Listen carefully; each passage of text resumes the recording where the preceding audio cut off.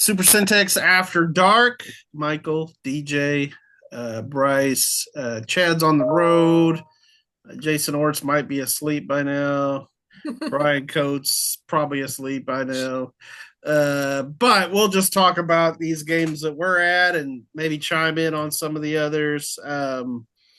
Yeah, let's start down at Crusader Stadium. Michael, La Vega just did what La Vega does. I mean, took care of business, didn't they? Certainly. And I guess out of the three of us, we can all probably raise our hands here and say that we've all covered La Vega enough to know that we're not surprised to see them upset after a 42 to nothing shutout win. Like I'm sure neither of you are surprised to hear that. And look, Don Hyde wasn't throwing Hey, stuff or can I anything at, interrupt you for a sure. second? What's up? Yeah. Here's a score I had not seen.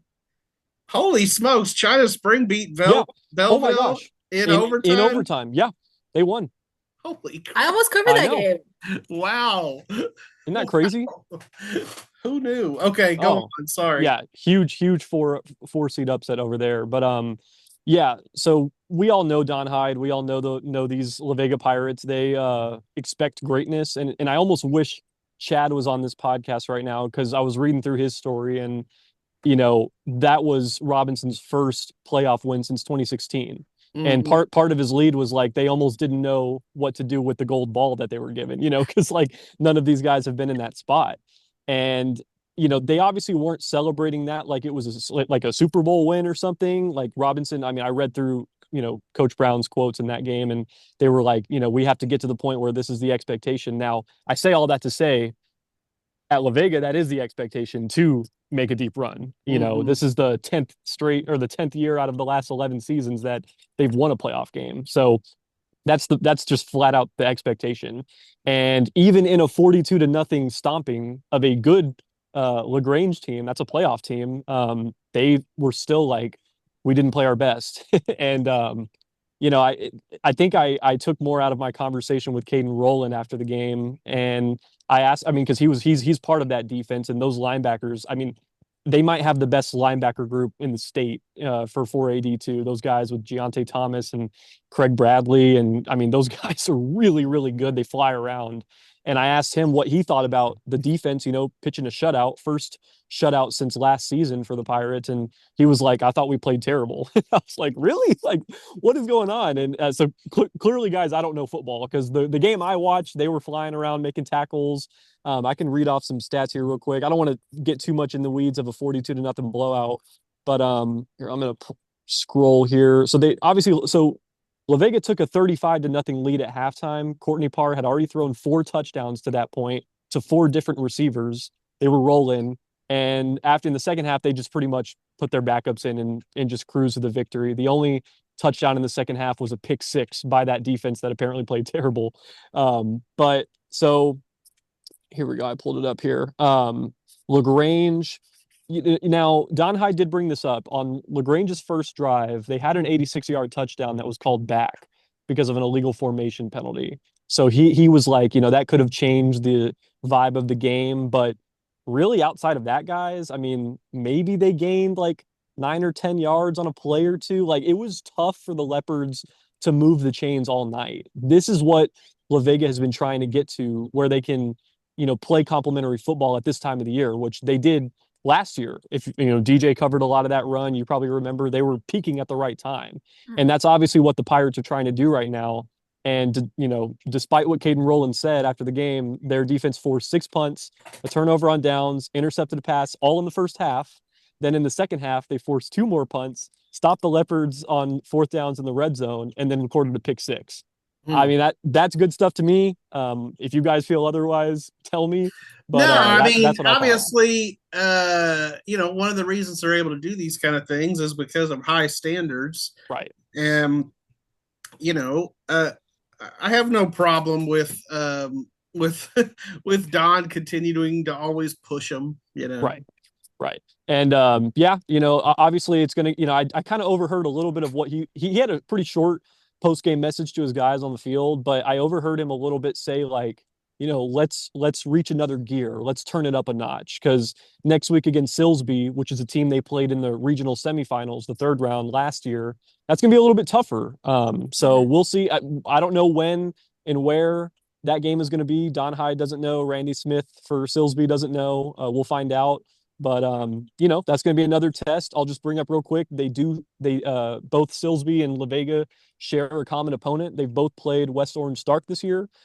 West Orange Stark is obviously in Silsbee's district, and West Orange Stark won that one 33-3 a couple weeks ago, and La Vega won that one in non-district play against West Orange Stark 44-20. So, that's just something to keep note of moving West forward Orange into that And Stark. one. that was a team that they played in Yes, non-district last year as well, and and they lost lost. by Yep, like yep. not even that But much, right? but So then but then turned around and beat them in the playoffs. and beat them in the Yep, playoffs. Yeah. yep, I mean, because I covered the entire La Vega playoff run yes, last season. So yeah, they're in a position where they expect to be there. They expect to get to the next game.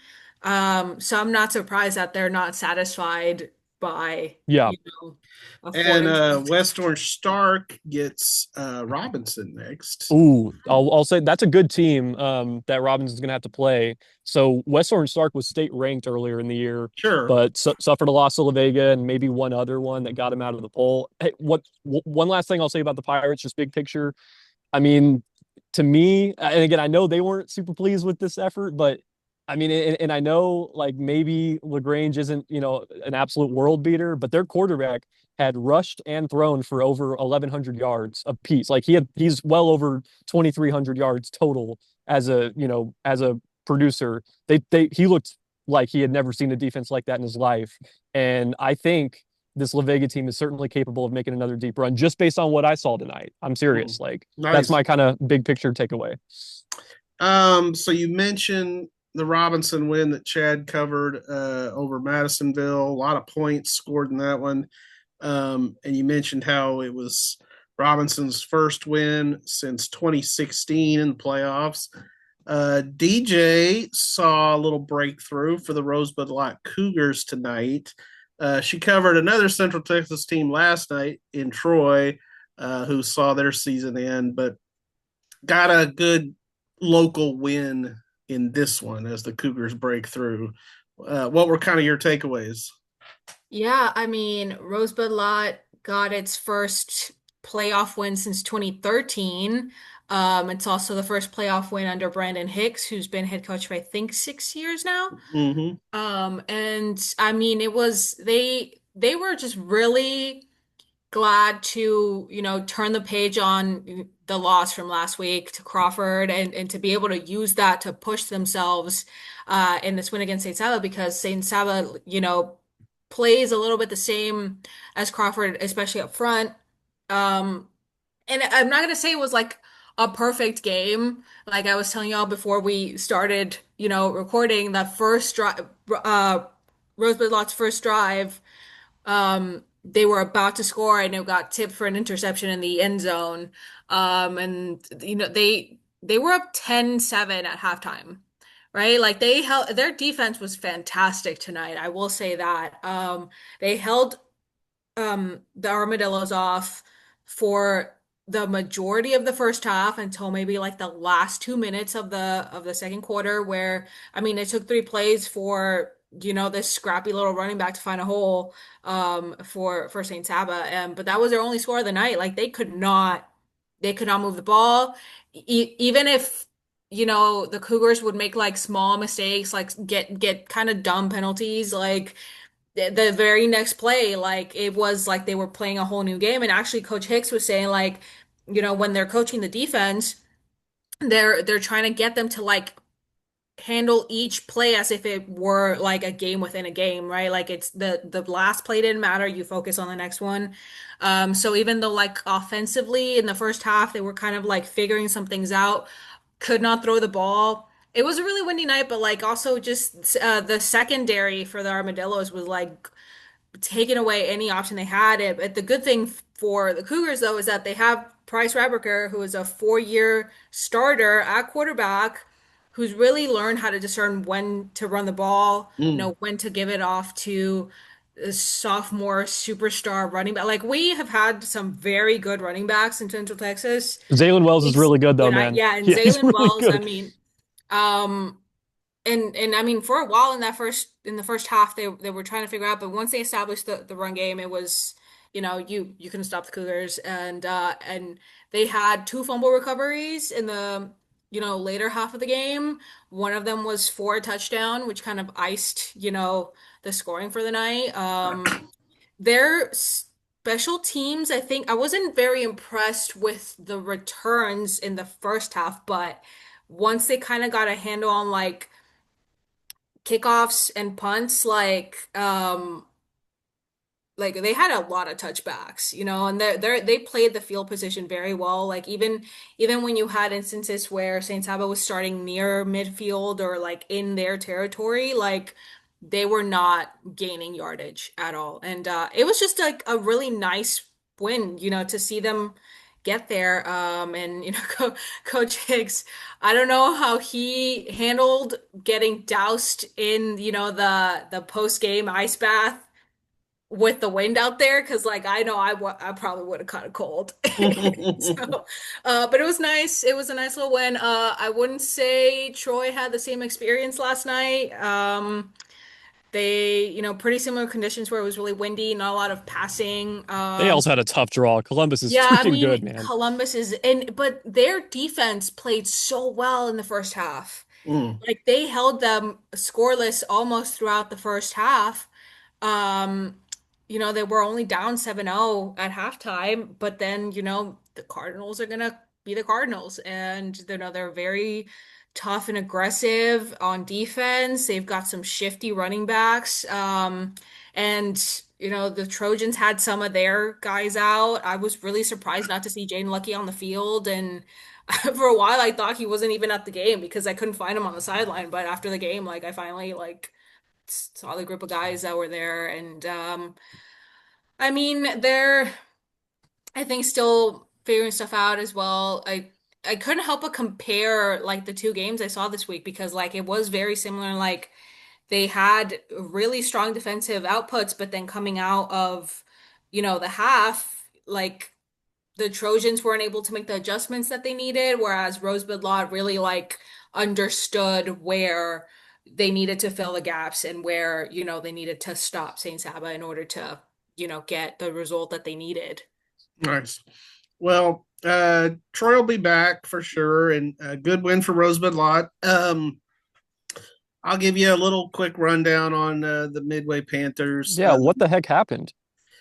I mean, first of all, Waxahachie has some dudes. I Oh mean, yeah. that's where we have to start. A quarterback that's going to TCU, a receiver that's going to Texas, some studs on defense, and yet, if you ask me who was the most impressive out of all of them, it would be holy crap, their offensive line. I Oh mean, man. like any of the three of us could have gone out there and got at least 5 yards behind that line. And if you put a good running back behind that line, well, he goes for 186 yards and 2 touchdowns. Midway had unbelievable tackling issues tonight. There was a touchdown run in the fourth quarter where they looked like they had the kids stacked up. Before he even got to the first down marker, and he just kept his legs churning, breaks it off for 35 yards. But really, the story of this game was in the first half.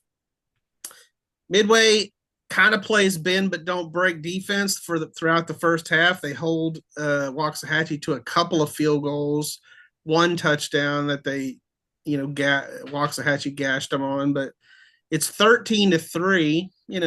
Midway's like, okay, if we can keep it at 10 going in the half, we're in this thing.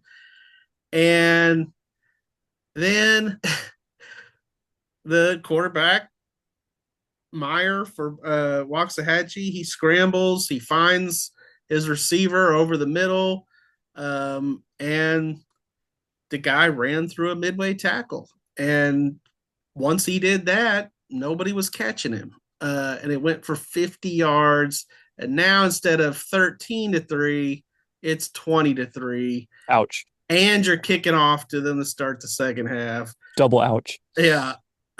So Midway did take some chances. They had an unbelievable fake punt play that they got 30-something yards off of.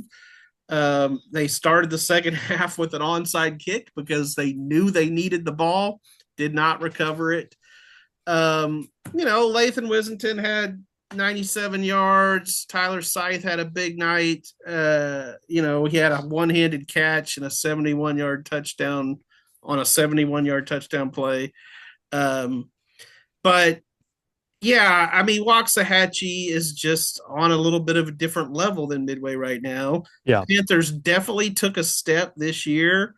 7-4 last year, 9-2 this year. But Gillespie said it. We've got, another step to take before we can compete with these kind of teams. Like, Right. like they got to look in the mirror and, get back to the drawing board. But he's so he loves what he's doing. He loves coaching high school football again. And Good. I think Midway can build on this, and they've got some dudes coming back. Obviously, right. Lathan's coming back. JFV. Yep. So it'll be interesting to monitor realignment and see where, because that's going to be, I think, where we can kind of analyze what Midway could do moving forward. Sure, yeah. And, if there's any chance they can avoid that Duncanville, DeSoto, Waxahachie district, whether it's avoiding them being in that district, which I think or being in the by district. Yeah. But avoiding them in by district, yeah. Gosh, it's tough. Yeah, because they haven't won a playoff game since 2019, and that's the next step for them, know. Because once you win one, sometimes that gives you a little downhill momentum. Mm-hmm. All right. Before we go, let's run through a few other games. I mean, you want me to run through Axel real quick since I was there yesterday? I mean, again, I won't take. There's not too much to say about this. It was kind of. I mean, it was. First off, I love Coach Horn. I just want to say that he's got to be in my top whatever. He's got to be in my top whatever 5, 10, whatever. Just Central Texas coaches. I just love that he keeps it real. He will tell it how it is. Mm-hmm. And I asked him so it was 3-0 at the half. Axel was up, and no one in that stadium expected that. Axel was supposed to kind of roll in this one. And it was like, what's going on? They receivers are dropping passes, Axel's just not really gaining consistent offense. Anyway, so I asked him what changed, because they had this explosive third quarter and they just rolled from there. And he said he went into the locker room and went straight to his offensive line and was like, what do you guys want to do? Because our skill guys are dropping passes. We're not going to let them dictate how we're going to approach the second half. What do you guys as the offensive line want to do? And they were like, we want to push these guys forward and run the ball. And he said, okay, that's what we're going to do.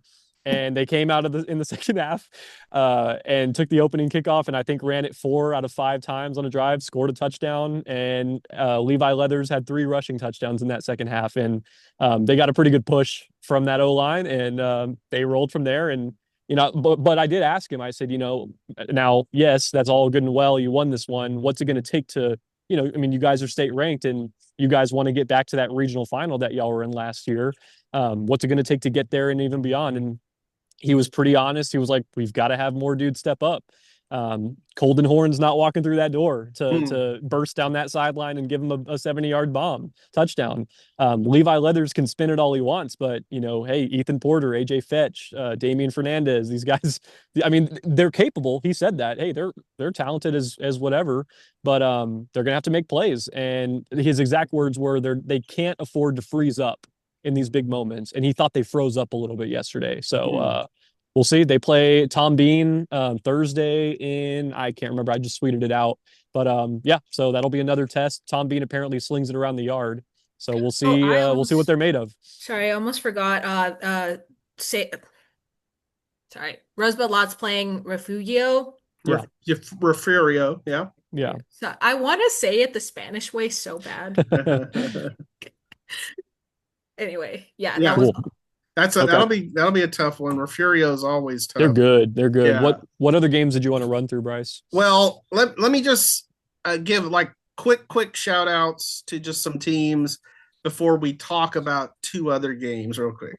Okay. Uh, good win for the Crawford Pirates. Good win for the Chilton Pirates, who had to kind of fight for that one. Mark gets a good win. Let's see. Fairfield won. Hamilton. So a lot of teams that I think we thought would win, but also some Have we surprises. Oh, never mind. You were gonna get to that game. Never mind. Yeah. I was gonna bring up a game we were talking about before the pod. But So the two I think I would like to talk about just a little bit more before we get out of here. We didn't cover this one, but 3-7 China Spring upsets formerly state ranked Belleville. I think they were 8-2 going into this one. They were number 7 going into this week, I think, Bryce. Okay, still state ranked. La Vega, yeah. In overtime. Wow. Yeah. Yeah. You gave me the option to go to that game, and I mean, I'm glad I picked Rosebud-Lott. I'm not gonna say that I'm not glad. Yeah. Yeah, but I was like, I don't want to get on 35 to go up to Pflugerville, and man, 290 was just as bad. So, here's what I'll say about this game real quick, because I actually talked to Grady Rowe, Belleville's coach, earlier this week about that game, because I just wanted to former Troy coach Grady. Oh, good to know. Good to know about Rowe. And I it's hard to get a gauge sometimes with these coaches. I couldn't tell if he was just doing the coach speak thing or if he was being genuine, but he's one of the first things he told me about this matchup was he said, I'm telling everyone going into this week, this might be the best 4 seed in the state. He was like straight up, like this might be of all the 4 seeds you could get in a draw in 4AD2. He said, I think we got the toughest one. And because that was kind of how I phrased my question to him, was like, is this China Spring team better than their record? And he was like, yeah, put our record against their record. I mean, our schedule, like non-district and district in their schedule, and it's just as good. Like they've played some tough teams. And you do have to give China Spring the benefit of that doubt. I mean, they have played a really, really tough schedule, and they've battled injuries and they've battled some adversity, but man, I mean, that's a gritty win for those guys. Well, and not only is it a gritty win, but like you get that one under your belt, and then you're like, you're feeling invincible. Who's next? Bring it on. Come on. Like, bring it on. Man. I think we really had to reevaluate, who they were as a team after losing the studs that they had, for those 2 state championships. And you have to do that no matter what, right? But I just know last season wasn't what they were used to. And, so I'm not surprised that they would come into this game, and perform like that, no matter what their district, the regular season schedule was. Yeah, they got a sophomore quarterback, Jackson Knapp, and when you have a sophomore quarterback, you're going to have some ups, you're going to have some downs. But man, what an up on this night! And they have a great running back in Krishan Gregory. So wow, big win for the Cougars. Shout out them, and then let's talk about the U-Dogs real quick. That's where Brian Coates was tonight. They get a win over Fort Bend Marshall. That score was 35-27. Couple of things about this one. So Coates actually texted me at one point and said, hey, I sent you my story. In the story, I called it one of the biggest wins in school history. He goes, I don't know if that's too much editorializing. But he said, I heard somebody else in the press box say that too. Yes. And I told him, I said, look, they only had 11 playoff wins in their history coming into tonight. I said, I think it suffices. Like, yes. And here's the other reason why. The last 2 times they've played Fort Bend Marshall in the playoffs. It hasn't been close. Last year, 52-14, Fort Bend Marshall. couple years ago, 2022, it's 49-7, Fort Bend Marshall. So Yeah, I think that University, was their first playoff game since like Well, they've been in the playoffs the last 3 years, but this is the first playoff win since 2022. yeah. correct. 2022, they beat Austin McCallum first Mhm. round, and then they ran into Fort Bend Marshall, and Marshall beat them. And this has been their goal, like especially for this senior class. Like, I mean, I asked London Smith a couple weeks ago, "Hey, what have been some of your favorite memories as a Trojan?" And he said the first thing he said, because he's obviously a football guy first and foremost, he said winning that playoff game as a freshman in 2022, and he followed that up by saying, "Got to do that again this year. Like, got to get back to do that." And I think this is just kind of one of those like sigh of relief moments because now they get a Bastrop team that's really good, but like is it crazy to think that University could be in the third round? I don't think so. I mean, now I will say we need to see what Savoy Nichols' Savoy status is Nichols going to got be. injured Yeah. in this one, and as Michael was following the game, London Smith played a drive at quarterback. What can't he do? Um, but then they turn it over to their regular backup quarterback. London catches a long touch or long pass on that kid's first pass. Um, some big defensive plays helped Yeah. seal it. And hey, so and how about that? Because they just got lit up by Ellison last week, guys. Right, Like right. I mean, what a response. It Big would have been bounce easy back. for them to carry over those Big lows. bounce You back know what I'm for saying? sure. So, man, what a Yeah, win. great win for University for sure, and it'll be fun to have some teams like University, China Spring, that we weren't sure we were going to have next week still Mm-hmm. playing. So Mm-hmm. that'll be great.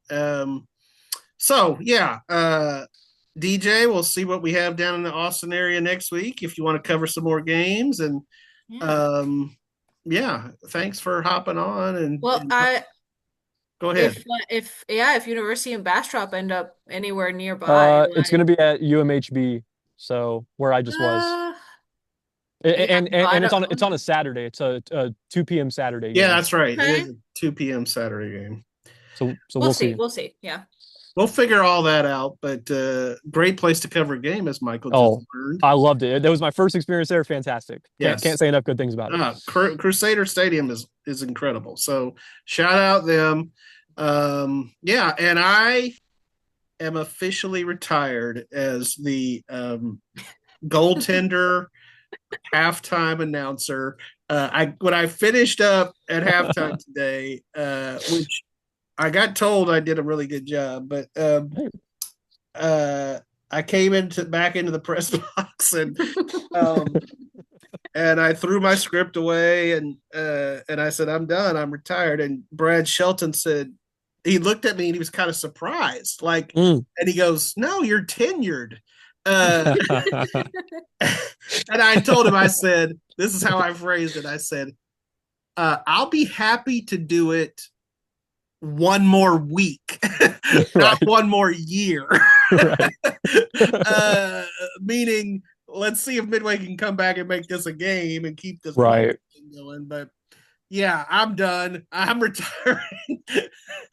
They gave me the changes on the band script like in the first half of the game tonight. And you just had to roll with it, Bryce. Yes, you're just a pro's pro. Oh, I don't want to give a shout so out to the Troy band. They placed 10th overall in the state of Texas Hey, at okay. the UIL band competition this there you go, week. little band stuff. So I Yeah, hope Troy it is was still a a pretty winner. good I hope halftime show. Zach Smith listens to the Yeah. end because he's a band nerd. All Oh right, yeah. see y'all See you guys. later.